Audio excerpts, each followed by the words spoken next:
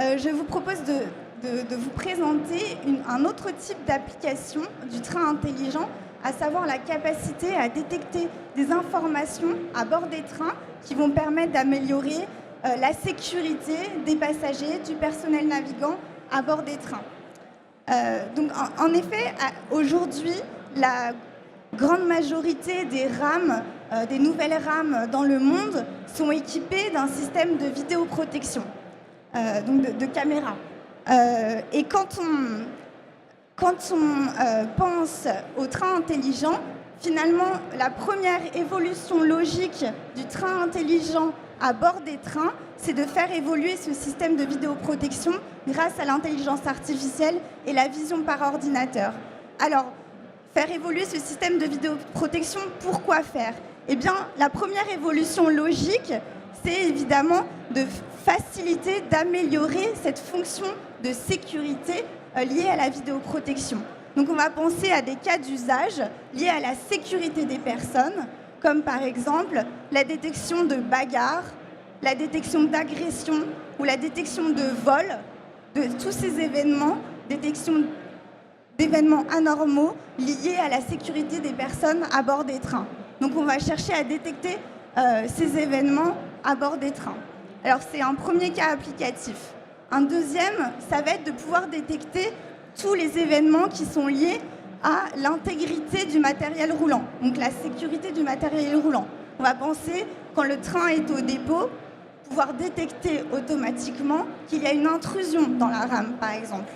Ou même, encore plus compliqué, détecter des actes de vandalisme, donc détecter un acte de graffiti ou de bagage. Donc chercher à détecter ça à bord des trains. Donc quand le train est au garage, au dépôt, ou même de manière plus compliquée, plus challenging, quand la rame est en service et qu'il y a plus de personnes dans les trains. Donc on a parlé de cas d'usage liés à la sécurité des personnes, on a parlé de la sécurité du matériel roulant, l'intégrité du matériel roulant, et on se rend compte que le système de vidéoprotection intelligent peut aller bien au-delà que ces applicatifs liés à la sécurité. Il peut aussi nous fournir d'autres informations pour améliorer les opérations.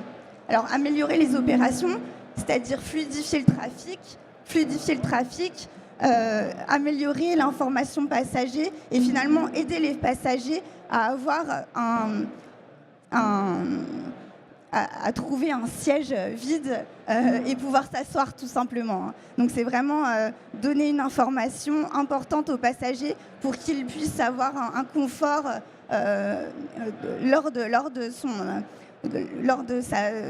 du moment où il prend le métro. Donc pour faire ça, en fait, on a plusieurs cas d'usage. Typiquement, avec la vidéoprotection, on peut compter les personnes, on peut aussi fournir une information de densité de personnes à bord des trains et avoir une répartition de cette densité de passagers dans les différentes voitures pour pouvoir guider les passagers et les aider quand ils sont sur les quais à aller trouver le siège vide dans la voiture qui est la moins pleine. Donc c'est des exemples d'applications qui sont liées à la vidéoprotection. On en a d'autres parce que finalement, avoir cette information temps réel du flux passager dans les trains, ça permet aussi de fluidifier le trafic et du coup d'améliorer les opérations et d'éviter en fait la congestion des flux de personnes. Voilà. Donc ça fait beaucoup d'applications et pour l'instant, je n'ai parlé que de vidéoprotection intelligente. Alors évidemment, les caméras, ce n'est pas le seul capteur possible pour détecter des informations. Et quand on parle de train intelligent, il va y avoir d'autres capteurs possibles. Et on pense à l'Internet des objets, aux multiples applications possibles de l'Internet des objets. On ne va pas les lister tous. On peut prendre un exemple très concret. Ça va être un capteur de présence sur les sièges qui va permettre, à la même manière que le système de parking pour trouver des places libres, savoir où est-ce qu'il y a des sièges libres, et on en revient à fournir une information aux passagers pour l'aider et faciliter sa vie dans les transports en commun. Voilà.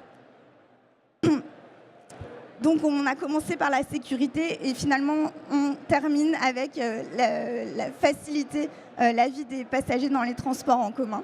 Ce que j'ai oublié de dire, je crois, dans mes notes, c'est que dans ces applications, on a commencé à les déployer et on pense notamment au projet emblématique du Grand Paris où on déploie ces applications dans ce projet.